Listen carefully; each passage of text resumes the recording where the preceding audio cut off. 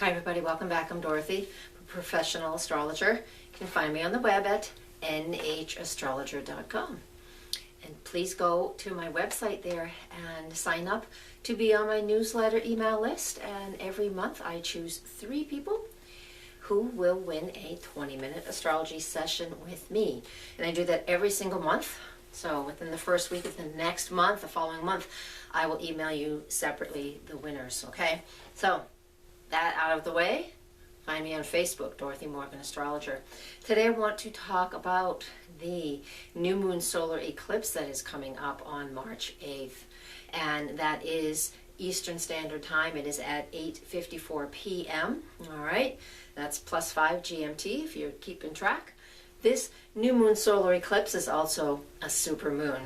And physically where this eclipse is starts in Indonesia, in that area, and goes through the Pacific Ocean. So we most likely won't see it here. I know we won't see it here unless you're watching it on TV or the computer. What does that mean? You know, it has this physical component, which is kind of cool in my eyes. You know, the new moon is at 18 degrees of Pisces. And with it physically, this eclipse being over the ocean, Pisces represents the water and the oceans. So in a very big way, a global sense, what this eclipse represents is our focus in on the oceans and water on this planet and the problems with that. All right, so we have a big issue that will be coming up. We already have it coming up already, but something else will show its face. And when we have eclipses, they are always unexpected components that can happen with eclipses, but when we have them, but I will tell you at least what we do know about this new moon in Pisces. And again, when we have new moon eclipses, all new moons are about planting new seeds and changing things to expand and to grow. So this is what we're going to do with this Pisces new moon. Pisces represents love and compassion and understanding and forgiveness. And this Pisces new moon eclipse is in the same location as the South Node, which is things that should be easy for us. It's also in the same place as Chiron, all within a few degrees. Chiron's that wounded healer. So what this new moon is telling me in it's not even in a vague sense, it's very specific, is that we need to find love and compassion and understanding and forgiveness for ourselves. This is where it needs to start. It needs to start within our own bodies, within our own hearts and minds. Pisces is the zodiac sign that is all about spirituality. It's about, knowing no boundaries. So let's use this energy in a very positive way. So where in your life are you going to step it up and do something new for yourself? Where are you going to have that sense of understanding for yourself? And then of course, it spreads into the world around you. But that sense of understanding for yourself and compassion for yourself and forgiveness for yourself. Once we do these things for ourselves, then it's easy to help to do it for others. So many of us carry heavy baggage of fear and guilt and all these issues that we don't seem to want to let go of. Now, I want to address as well the opposite side of the eclipse here. I mean, the eclipse is a new moon, so everything's in the same place. And in a minute, I'm going to get to what it is for each zodiac sign. So you're watching the one that has your zodiac sign in the title right now, but this intro is going to be on every video. But the opposite place of where this eclipse is the North Node and Jupiter. And there where we had an eclipse in September 13th. So this eclipse point, this axis of where eclipses were here and here over the last 6 months is really incredibly important. And that Virgo axis is, are you focusing too much on details? Or are you not doing enough for yourself in your daily routine that is giving you enough of a break so you can feel like you're actually existing and living a life that you want to live? So basically, let me just tie this up and then we'll get to each of the zodiac signs, which means what house it will be in for you and what additional information for each zodiac sign.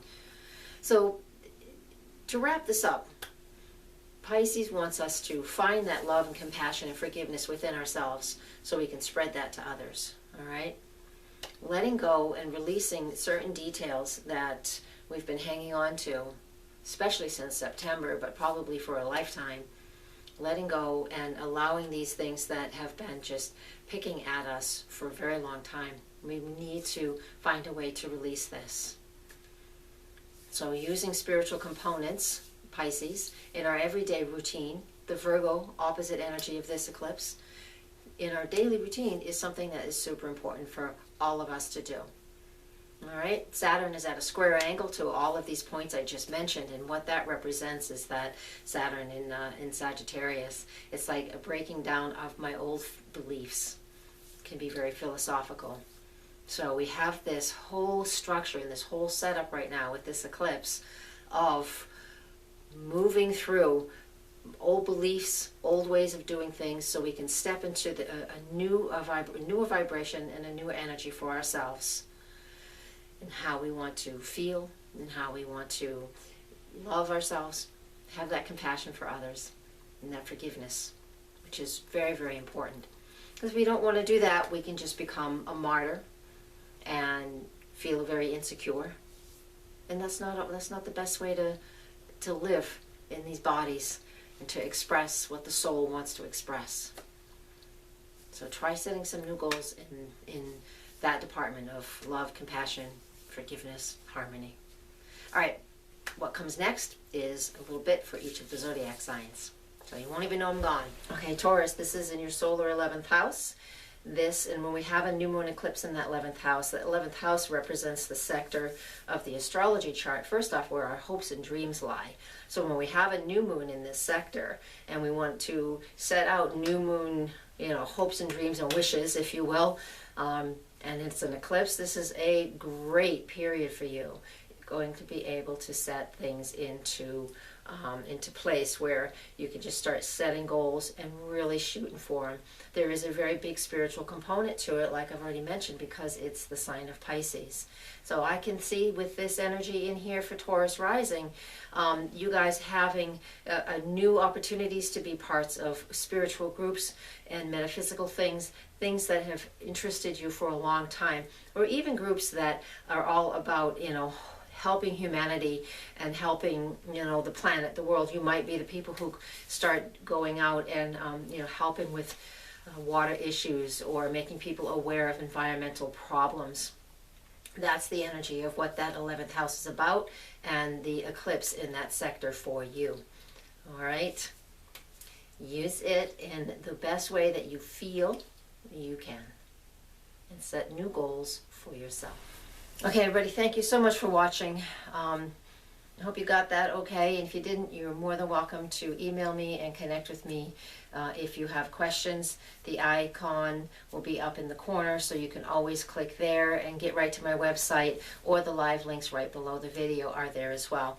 Please subscribe to my channel. I would love it, and that way you'll know when the next batch of videos come up, because they'll be in another week or so after this one, and because we have 2 eclipses this month, and you want to catch up on that full moon eclipse when that happens too. If you're a member, a subscriber, you will be notified. So thank you so much for watching, and I guess I'll leave you with that. Thank you. Be authentic. Always be yourself.